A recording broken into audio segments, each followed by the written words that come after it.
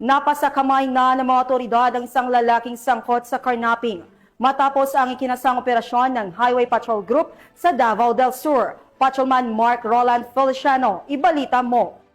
Isang lalaking sangkot sa kasong karnaping sa ikinasang Manhunt Charlie Operation ng Provincial Highway Patrol Team Davao del Sur na pinangunahan ng kanilang provincial officer na si Police Captain Francis John G. Takan kasama ang mga kapulisan ng Magsaysay Municipal Police Station, Mulabi MPS Zamboanga del Sur PPO at iba pang mga PNP Territorial Unit sa Purok 2, Barangay Kasuga, Magsaysay, Davao del Sur nitong nakarang araw.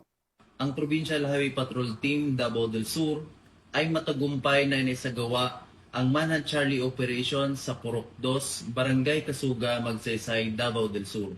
Sa bisa ng warrant of arrest sa kaso sa paglabag sa karnaping na may inirekomendang piyansa na 300,000 pesos, ang naarestong suspek ay kasalukuyang nasa kusdiya na ng Magsaysay MPS para sa kaukulang dokumentasyon at disposisyon. Maraming salamat po.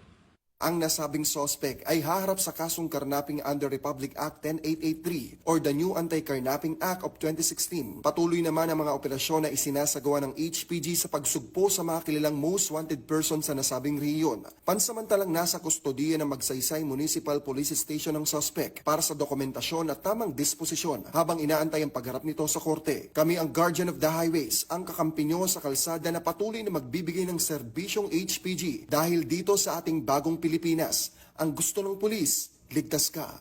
At sa iba pang balitang serbisyong HPG, tumutok lamang sa aming YouTube channel at Facebook page na Police News Network.